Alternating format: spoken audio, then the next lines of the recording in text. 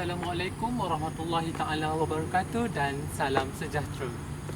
Bismillahirrahmanirrahim. Alhamdulillahirabbil alamin wassalatu wassalamu ala asyrafil anbiya'i wal mursalin nabiyina Muhammad wa ala alihi wasahbihi ajma'in. Amma ba'. Apa khabar tuan-tuan, puan-puan dan sidang penonton sekalian? Terima kasih kerana masih setia bersama Bicara Hukum. Didoakan anda semua berada dalam keadaan yang sihat, yang tenang, yang bahagia. Walaupun kita sedar hakikatnya hidup ini tidak pernah bahagia selama-lamanya. Kadang-kadang ada sedih, ada kecewa. Tetapi persoalannya, adakah kita bangun kembali setelah kita kecewa?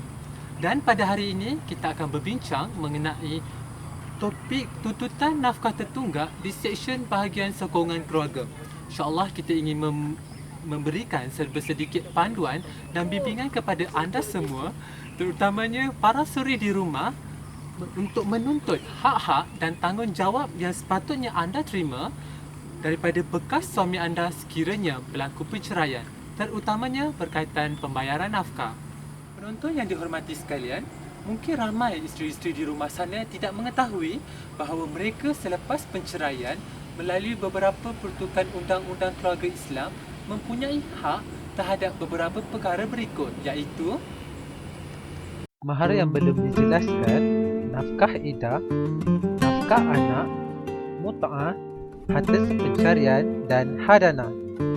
Jadi dengan memfokuskan kepada hak-hak isteri, terutamanya terhadap nafkah, muasir kini ada kita dapat lihat ada setengah suami mereka culas membayar nafkah. Hal ini seringkali diutarakan oleh akhbar-akhbar tempatan. Mari kita dengar pendapat mereka di luar sana mengenai permasalahan ini. Suami yang abaikan nafkah pada isteri, biasanya isteri yang berkejaya lah. Sebab dia tahu isteri itu dia dah ada dah ada duit sendiri kan, gaji sendiri, jadi dia macam ambil tak kisah je lah. Golongan isteri yang paling banyak diabaikan lah. First, yang tak ada education. Yang kedua, tak bekerja.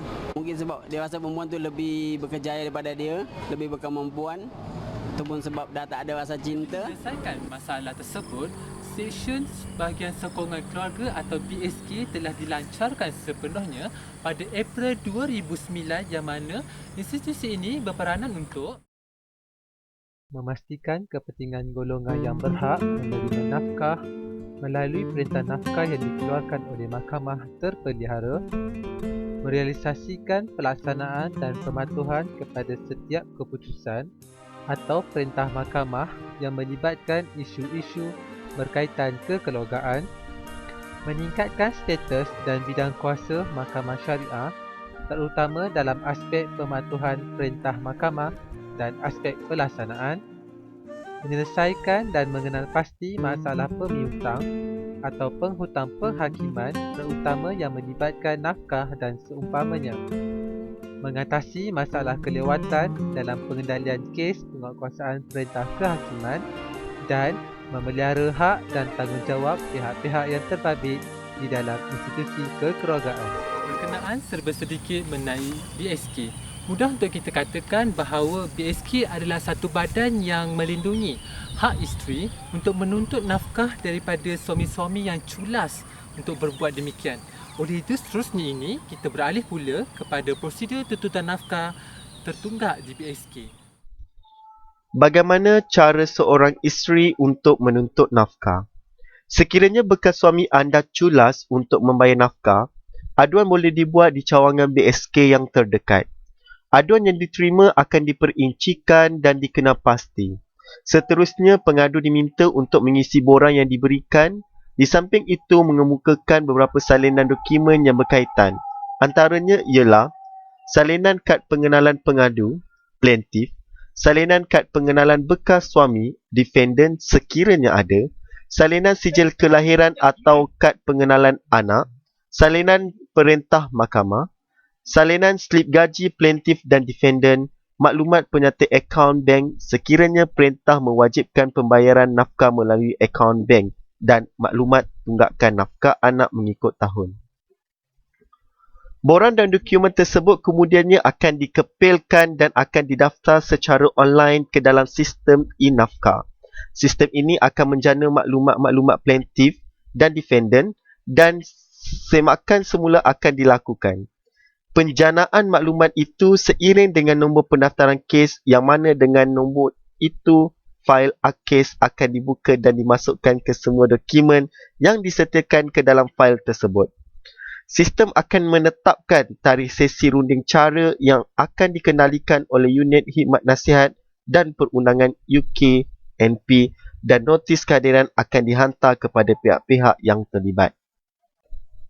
Ketika sesi runding cara, UKNP akan mengenal pasti sama ada perintah nafkah yang dikeluarkan oleh pihak mahkamah dipatuhi atau tidak oleh bekas suami. Selain itu, UKNP juga akan berperanan sebagai pemudah cara kepada pihak-pihak yang berkaitan untuk berkomunikasi secara berkesan bagi mencari persetujuan bersama antara kedua-dua pihak. Sekiranya persetujuan bersama tercapai, maka perjanjian penyelesaian akan disediakan untuk ditandatangani oleh kedua-dua pihak. Seterusnya, perjanjian penyelesaian tersebut akan dilampirkan ke dalam pleading yang difailkan ke mahkamah oleh pegawai BSK di Unit Penguatkuasaan dan Pelaksanaan Perintah UPPPP.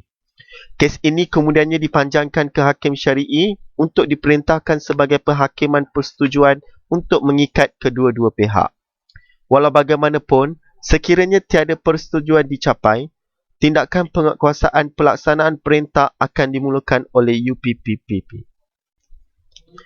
UPPP akan menentukan jenis tindakan penguatkuasaan dan pelaksanaan perintah, sama ada sama penghutang penghakiman, penyitaan dan penjualan, hiwala ataupun penghinaan mahkamah. Selepas tindakan perundangan dikenal pasti, pegawai BSK di UPPP akan menyediakan pleading berkaitan untuk difahilkan ke mahkamah dan mendapatkan tarikh sebutan kali pertama di mahkamah. Seterusnya, pembacaan wakalah pelantikan peguam bersama pemiutang penghakiman akan dijalankan di hadapan pendaftar mahkamah. UPPPP akan menyempurnakan proses penyampaian saman atau notis serta pleading kepada penghutang penghakiman. Pegawai BSK yang diberi tauliah sebagai peguam syari'i akan menghadiri dan mengendalikan perbicaraan kes di mahkamah sehingga mahkamah mengeluarkan perintah penguatkuasaan dan pelaksanaan perintah yang akan dilaksanakan oleh bailiff. Sementara menunggu proses ini diselesaikan, bagi mengurangkan bebanan si isteri tersebut, pegawai BSK akan mencadangkan kepada Unit Pengurusan Dana UPD agar pendahuluan nafkah anak dibayar mengikut kadar nafkah yang telah diputuskan dalam perintah yang berkuat kuasa selama 6 bulan. Baiklah sidang penonton sekalian, sampai di sini saja pertemuan kita pada kali ini. Secara rumusannya, kita pakat-pakat saling ingat mengingati sesungguhnya pengabaian tanggungjawab sama ada daripada pihak suami maupun pihak isteri adalah suatu dosa dan pastinya kita akan mendapat azab daripada Allah SWT. Sesuai dengan hadis Nabi yang diriwayatkan oleh Abu Daud, yang mana kata Nabi, cukuplah seseorang itu dianggap berdosa apabila dia mengabaikan orang-orang yang di bawah tanggungannya. Sekian, bertemu lagi dalam Bicara Hukum. Ketahui hak anda. Wabillahi taufiq wa hidayah. Wassalamualaikum warahmatullahi taala wabarakatuh.